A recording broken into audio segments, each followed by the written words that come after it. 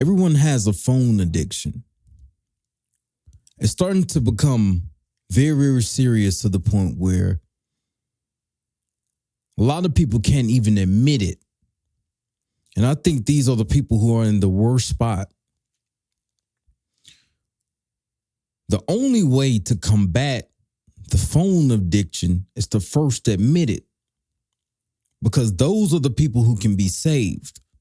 They are the people who are self-aware enough to control their reality in the way that it needs to be controlled. But the people in denial are the most trapped because they never see their chains. They never see what's causing them to be trapped. We all understand that sometimes the phone is necessary. Sometimes some people make money off the phone. Maybe you need to check up on a relative. Maybe you need to do certain things. So we all know the phone is needed to a certain extent. And I'm truly starting to think that the only way to even get your human element back from the AI machines and the AI algorithms is to truly unplug. The movie The Matrix said this the best, and I'm going to keep talking about it. It said we need to unplug. You must be unplugged. You must be unplugged from the system. Now, what is the system? The system is an elaborate, sophisticated system that is intelligently designed to keep you on the algorithm as long as possible, so they can sell you their products, so they can sell you their things, and you will buy into it. So what they do is they engineer the algorithm and choose what you like so that you stay on your phone, so that you stay on your phone screen. So I think that everybody that truly wants to escape this, or the only way to escape, or one of the ways to escape, is to truly unplug. Because it's like an automatic response system, a reflex when you grabbing your phone. Maybe your phone can be across the room somewhere. You thought it was in your pocket. You lift up your hand like you just grabbed your phone. Or I see people who didn't even bring their phone in the room, didn't even bring their phone nowhere even near them. They're reaching for their phone. And their hands is like they have their phone in their hand. It's starting to get so weird. Someone even told me a story that when they were in prison, they were reaching for their phone. Even in prison, they were reaching for their phone. So this is the effects that the phone have on the mind. It starts to leave an imprint. And I think that the world is becoming more and more digitized. Everything's online now. We hardly even have to work truly to do anything. Let's say, for example, if we wanted food delivered to the house, we don't even have to get up and drive anymore. Just go on the phone, boop, boop, bop, boom, boom. We don't even have to add math anymore. Go on the phone, boop, boop, bop, boom, boom. I was sitting up here thinking, to myself, I'm not going to call myself smart, even though I am smart, because I like to be a humble man. But still, let's just say I'm above average. We'll say that. And I still sit here and think, I need to work on my math. Everything that I'm doing, all of the adding up and things that I'm doing, the AI still has these effects. I want you to understand that if anything has a positive effect, it also has a negative effect. Coffee has a positive effect, but it leads to a crash. It also leads to a crash, and it also leads to brain fog, or you don't really feel at your full potential if you don't drink it for a couple of days. That's the withdrawal effects of coffee, but coffee is good on the front end. So in life is truly, if we have a positive, we have the opposite. Since the sun comes out, we have to have the darkness sometimes. So why am I making that point? That even though the phone is good for us, even though it's good for society, it also has its detriments to society. It has brought out the best and the worst of humanity. And a lot of people are addicted. And the only way to get over this addiction is to either unplug or either use sheer willpower and start to tell yourself, I'm going to catch myself doom scrolling. I'm not going to keep doom scrolling. And that's what you need to start to tell yourself. And I think truly that the kids and the generations after us are going to struggle with it even more than what adults are. Because even think about it, even the adults are struggling to not be on their phone. The adults can't even put the phones away. The adults can't even put the TV and iPads away. So how can we lead kids to put the TVs and the iPads away if the adults can't? So this leads you down the rabbit hole. You go deeper and deeper. That in the near future, the kids will struggle to put these things away. If the parents don't step in, then the kids get led down the system of being taught by algorithms, TVs, and shows that they watch, and they're totally different than how the parent wants them to be. So the kids is being taught by TV, iPads, YouTube. That's the reason why these kids act the way that they act. And everybody looks so kerfuffled. No, we know what's happening. And the reason why some of the parents can't tell the kids to put these things away is because they can't put them away themselves. So now we're fighting algorithms. Algorithms start to seep into the family. And once the family unit is destroyed, society is destroyed. Because you have to think, if you as a man or as a leader of your household, if you're not influencing the thinking in your household, you have to think and sit and think, who is? You have to analyze and sit and think. If you are not influencing the thinking in your household or the people around you, who is influencing the thinking around you? And particularly, I'm talking to men here. If you are a man in your household, whether you're growing, young boy, old, whatever age you may be, if you're not influencing the thinking in your household, you have to think about who is. Well, we have the answers. The YouTube, the TV, the TikTok, all these things are influencing the household and people.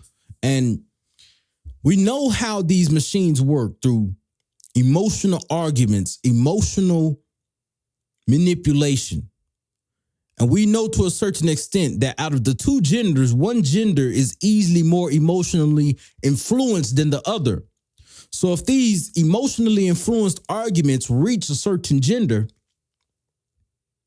and that certain gender starts to push that agenda in the house, then the household starts to be quarrelsome and against each other. And then the family unit is broken because nobody want to listen to the leader or the man of the house or whatever conduit that's keeping the house together. So this causes civil war in the households. So if it's civil war in the households, if a man don't even feel king in his own house, then how can he help lead a society or help build a society or even want to do something and be great? So a lot of the power is starting to be took away simply because rebellion from the kids and the family against the structure that's trying to keep everything structured. And it's simply due to this matrix, or you can call it the algorithm, the system, or whatever you want to call it. So now we're fighting against algorithms.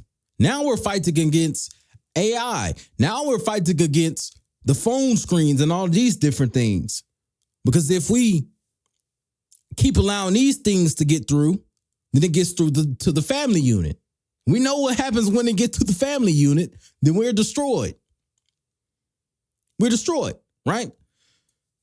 So the world, I think, is starting to move in a certain place that certain people like you are about to break that threshold, that bondage of the generations of whatever it may be. You are one of the people that is going to expand that threshold and open it up.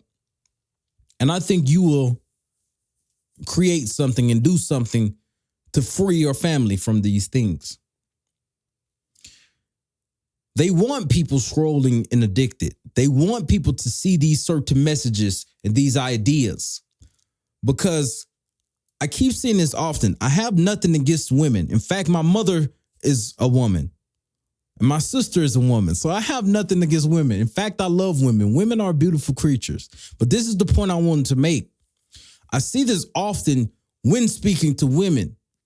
The ideas that they have has to be checked. If you don't check them, they just ran with an idea that they just heard. So I'm sitting having a conversation. Someone said, well, this XYZ, I forgot what it was. Maybe some new bug virus or something, I think it was. And I'm like, okay, where did you hear this from? Did you check this source? Oh, you're right. Yes, I'm right. We can't keep listening to things. So we can't keep listening to things without checking them. This is another problem. And I even can recall this to myself on my learning journey. Dealing with women, you have to be able to call some of this stuff out. Not even just women, people who just take things for surface and don't truly think deeper about what they hear. They just repeat things. So they never really sit down and truly think. Or they repeat the wrong things. Now it's okay. Maybe it's somebody that you listen to or watch that you align with their worldview. Okay, you repeat some of their things because y'all have a similar worldview. That's different. I'm talking about people who regurgitate things that they do not have the statistical data. They don't even know if it's true. They have been psyoped by the algorithm to believe this thing. And then they come back repeating it to you. I dislike that, me personally. I'm not trying to influence my worldview on anybody, but I dislike that because that can cause deception. You're telling me this thing is true, but you have no idea if it's really true, nor have you studied, nor have you examined truly what you're telling me. So you have no idea if it's true. So don't always take people's things for surface that people have said to you. That's why I say it's not just for women, it's also for men as well. Weak-minded people. But I'm not just gonna call them weak-minded, but they lack the critical thinking necessary to critically think. I'm not trying to be harsh and just bash people, but they lack the critical thinking necessary to critically think and say, okay, maybe perhaps this is not true. Let me not just accept this for surface. See, I got to that certain state where I stopped just hearing things. When somebody told me something was on the news or they told me something happened on the internet, I said, well, I haven't done my studies on it yet. I'll check it out. I'll check it out myself. I don't want to hear it from you. I'll just say, okay, yeah. I'm not sure about that. I'll do my studies on it. I haven't researched it yet. I looked into it. So when they come to you with the garbage, you need to be able to self-analyze and sit and say, okay, where did this information come from? Do they have our best interests as a family? Do they have your best interest? Do they have your best interest when they're telling you these things on the internet? You have to be able to critically think and self-analyze and deduce these things. It's all stemming from an algorithm. As much as these algorithms were made to help us first, I made this point on the last previous video where I was talking about everyone's gooning and talking to AI. I said, whatever humanity has that's good for us, it always come out bad. Like the Garden of Eden, paradise. We had the perfect thing and we still had to make it bad. So there's always a dark side to the light. So even though these algorithms have been put there to help people build a social connection and do all these different things online, it's also the bad side. So we have to be very, very careful. We need to be able to critically think these things through. I'm here to make you think. I'm not here to tell you anything. I'm here to just question what you know, make you think. And if you agree, you agree. If you disagree, you disagree. That's perfectly fine. I just want everybody to come to an objective truth and try to do what's necessary to rebuild the society or rebuild the family structure. It first starts in the home. Even if we're talking about society, maybe perhaps society can't even be fixed, but perhaps one of you can even fix your home. Maybe perhaps one of you can help the thinking in your home. Start to uplift each other. Forget the gossiping. Forget the talking down on each other and start to propel. But it first starts with you. You have that power. You have the power to do this. You need to stand up and you need to take a stand. You have the power. You are the one. No one would deliver us but ourselves. We are the ones that have to walk the path. That's something Buddha said.